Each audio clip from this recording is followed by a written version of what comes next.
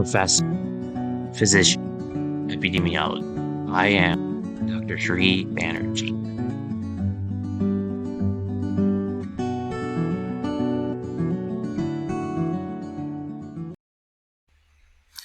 Hello, I'm Dr. Sri Banerjee, and in this segment I'm going to be going over some original research that was recently accepted and will be presented at this Society of Epidemiological Research. This is a prestigious organization which has conferences each year, and some of my colleagues are going to help out in presenting this. I wanted to mention those who are part of this presentation and have provided assistance during the making of the poster and the research. So this original research was conducted by Dr. May Beydoun from the National Institute of Health, and then Dr. Moses Ajoku, one of my former students. Dr. Terry Hartley was also one of my former students. Rafael Gonzalez Lagos, again, was my student. Dr. Rajesh Milaram, Dr. Pilar Lane, Dr. Orlis Paul, Dr. Eliodor Garkon, Dr. John Hoot, Dr. Gary Zeroni, and Dr. Litam Nuiwe.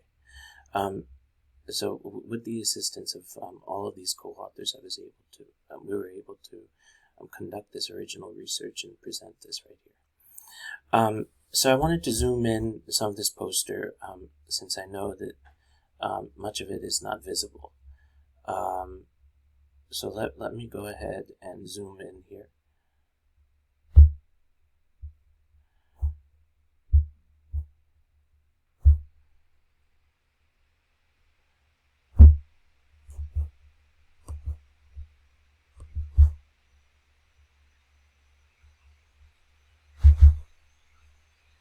So zooming in here, looking at the introduction, there is mounting evidence that poor mental health leads to deteriorating physical health.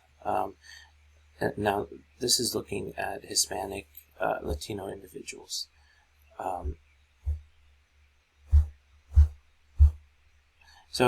Again, the title of this, and this is important to note, is Depression and Cancer-Related Mortality Among Hispanic, Latino Americans in a Nationally Representative Data Set. So the Nationally Representative Data Set, I'm going to start off by saying, is the National Health and Nutrition Examination Survey.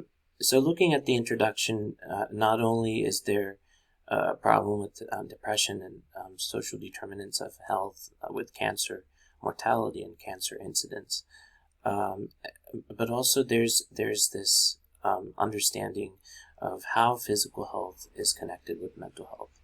So there's a couple of things going on simultaneously here. I'm going to go into social determinants of health in this visual, actually, that is part of Wikipedia I was able to create, and it's a graphic in motion. I didn't include the motion portion of this. So again, zooming in here, looking at the relationship between cancer and social determinants of health.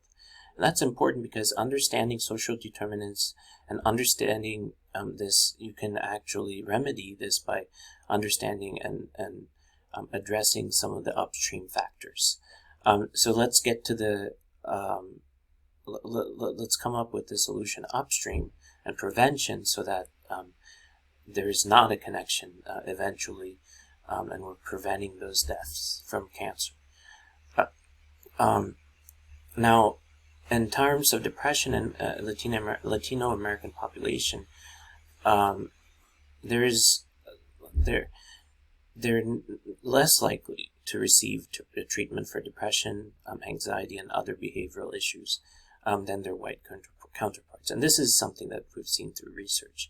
So in this retrospective longitudinal analysis, we investigated the potential connection between mental health and cancer outcomes in Hispanic Latino adults. This is the premise which we built the original research around. Again, this is a social determinants of health visual, which is really important to take note of. Here's the visual, and the 5 domains are education, access and quality, healthcare and quality, neighborhood and built environment, social and community, social and community context, and then economic stability. So these are the areas that, if you're trying to get funding or trying to understand depression and also cancer, then go through these 5 domains and take a look where some of these social determinants of health are. So here they are.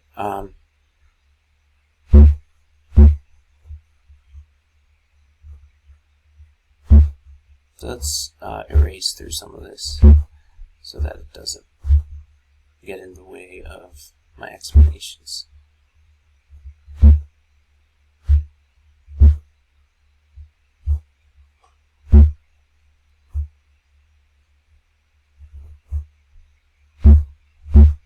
So let's go back to the whole poster here, and then zoom in on a separate segment.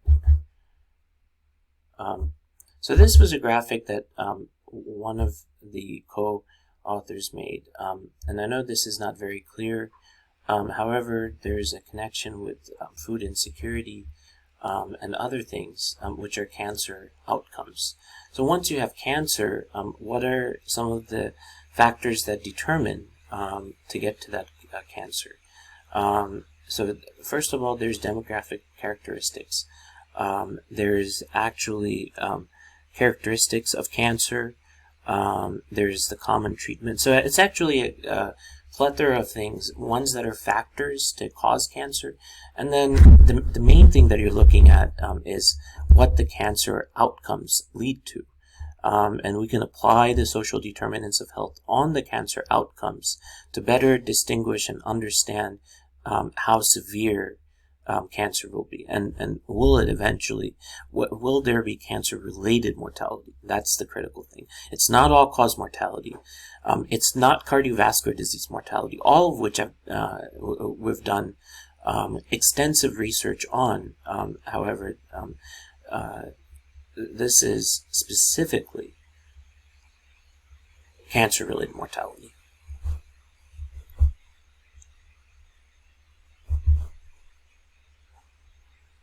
So zooming out again, I'm going over to the methodology.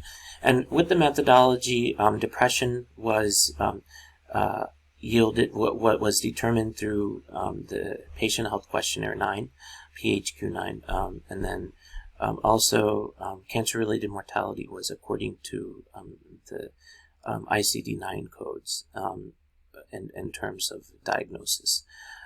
So these were the 2 areas that were looked at. Now, this was the origin was between 2005 and 2010. And then the follow-up was through December 31, 2019. So that was cancer-related mortality data that we used during the longitudinal analysis. And all missing variables were excluded, and SAS was used. So healthcare professionals, I wanted to make this comment here. Healthcare professionals should be made aware of mental health-related racial gaps and advocate for reducing health disparities. And this comes from the social determinants of health. The bottom line is that is the origin, at least in public health, of orienting and putting a model surrounding this original research. So what we're looking at is depression, which is on the top, and if this is associated with cancer-related mortality. So I wanted to also mention Dr. Tedros Adhanom Ghebreyesus, Director General of the World Health Organization, noted, "There is no health without mental health." And that is so true, because we were able to find this out to be true. So let's take a look at some of these graphics here. This was depression that was stratified by ethnicity. And so certain individuals actually, if in Hispanic non-white adults, the rate of depression was lower rather than non-white adults. So going back into resetting zoom and looking at the whole thing again, let's zoom in. So this is looking at the relationship between cancer outcome and depression. So the crude hazard ratio is actually 3.5. And then after adjustment, it's about 3.53. So there is a relationship between cancer outcome and depression, and that is the finding here.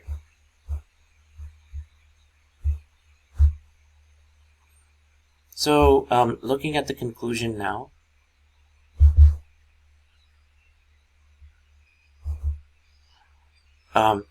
if we look at the conclusion, let me reset zoom and try to zoom in again.